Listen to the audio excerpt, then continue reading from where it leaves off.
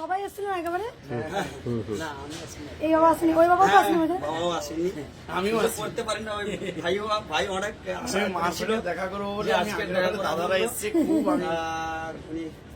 আশা ছিল সবার আজকে শেষ ওখান মাসে যদি সকাল সকাল যে মায়ের একটু দর্শন হয়, মা তো সত্যি মঙ্গলবার করে আসতে থাকে।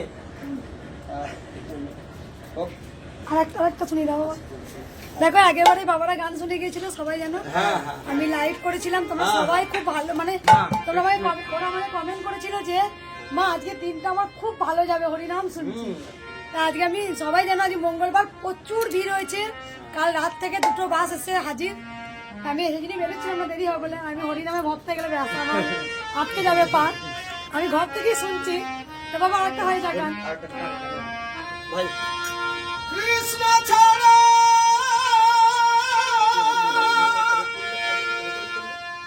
কে আছে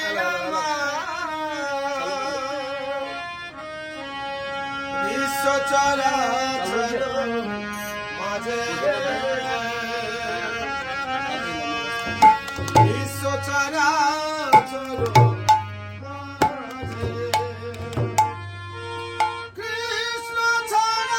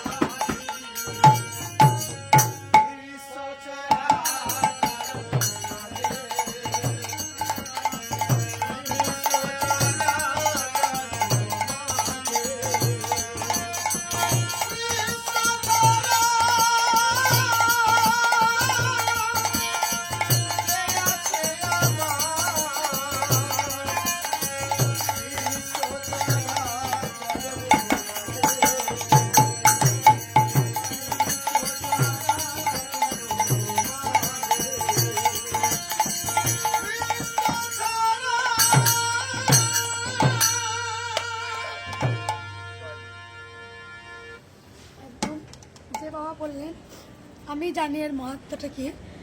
মা যখন প্রথমে এসেছিলেন, কিন্তু মা কিন্তু কালী নন, মায়ের নাম নিজেই নিয়েছিলেন কৃষ্ণ কালী। আমি খুব গোপালের প্রতি খুব প্রেম ভক্তি ভালোবাসা আমি সন্তান রূপে পুজো করতাম। মা আসার আগে আমি কলতলাতে বাসন মাজছি, স্বয়ং যেন গোবিন্দ ঠিক এই জবা গাছটার কাছে দাঁড়িয়েছিলেন, একটা ঠিক এরকম করে। মা আসার আগে আমি একদম এরকম এসে ষষ্ঠাঙ্গে প্রণাম করেছিলাম। তারপর আমি আবার একবার যখন মুড়ি খাচ্ছি তখন ঠিক যেন গোবিন্দ রূপে যেন সিঁড়ি দিয়ে হাঁটছে। আমি ওকে বলছি দেখো গোবিন্দ কিন্তু যাচ্ছে, বলছে কই? আমি বলছি হ্যাঁ যাচ্ছে। তারপরে একদিন আমি বলছি যে আমার ওই গানটা খুব শুনতে ইচ্ছা করছে, কোন कहते হে ভগবান আতে নাহি। আমি ওই গানটা মোবাইলে সার্চ করলাম, গানটা চালাচ্ছি, মাকে পুজো করছি। তারপরে দেখছি সত্যি একটা এত বড় একটা কৃষ্ণ গোবিন্দ এক ভক্ত নিয়ে এসে দাঁড়িয়েছে, টান চাই। এটা আমার এই জন্মে নয়, হয়তো জন্মান্তরে কিছু করেছি তাই আমি এই জন্মে মনে হয় গোবিন্দকে পেয়েছি। আমার কিন্তু কালী নন, উনি কিন্তু কৃষ্ণ বাচ্চা রূপে এসছেন, নাম নিজে নিয়েছে কৃষ্ণ কালী। যখন আমি মাকে জিজ্ঞাসা করেছিলাম, আচ্ছা মা তুমি কেন কালী হো, কেন তুমি এই নাম নিচ্ছ, মা বলছে আমি কৃষ্ণ, আমি তো কালী, আমি তো সব। আমি কিন্তু তখন এত কিছু জানতাম না, মা আমাকে স্বয়ং এই কথাগুলো বলেছিলেন। তারপরে যখন আমি মাকে পুজো করি না, তখন এক এক সময় কৃষ্ণের রূপ, এক এক সময় কালী রূপ দেখি। যখন আমি জিজ্ঞাসা করেছিলাম মাকে, মা বলো তোমার কোন মন্ত্র জপ করলে গোটা পৃথিবীর অন্ধকার থেকে আলোতে আসবে, তখন মা আমাকে বলেছিলেন জয় কৃষ্ণ কালী মায়ের। এই মন্ত্রটা তো মায়েরই বলা, আমি জানলাম কোথা থেকে। এটা আমি সত্যি ভাবি যে মা আজকে আমি মানে আজ থেকে 10 বছর আগে আমাকে যা যা বলেছিল গোবিন্দ, সেই জিনিস আজ হচ্ছে। আজ যখন আমাকে গোবিন্দ বাড়ির ছোট্ট একটা গোবিন্দের চোখে স্নান করায় পুজো করি, সেটা আমার স্বামী একমাত্র প্রমাণ। আমাকে বলছে দেখবে মা তোমার কাছে অনেক গোপাল আসবে কিন্তু আমাকে ফেলো না। সত্যি তাই, আজ মন্দিরে 80-90টা গোপাল চলে এলো, এত বড় বড় পিতলের গোপাল, রাধা কৃষ্ণ, ছোট ছোট গোপাল, যে যার বাচ্চা হয় না মানসি করে, তা সেই গোপালকে আমি আজও ফেলি। তা কৃষ্ণর যে কি মাহাত্ম্য সেটা আমি নিজের কানে শ্রবণ করি, তাকে দেখা যায় না চোখে, অদৃশ্য, কিন্তু যেখানেই হরি নাম হয় সেখানেই হরি নামে, হরি নামে। রাধে রাধে। বাবারা মাঝে মাঝে গান শুনিয়ে যায়, আমার খুব ভালো লাগে। বাবা পারলে আসবেন, শোনাবেন। আমি আর সময় দিতে পারছি না। একটা নাম করে দাও, মা ব্যস্ত আছে, একটা নাম করে দাও।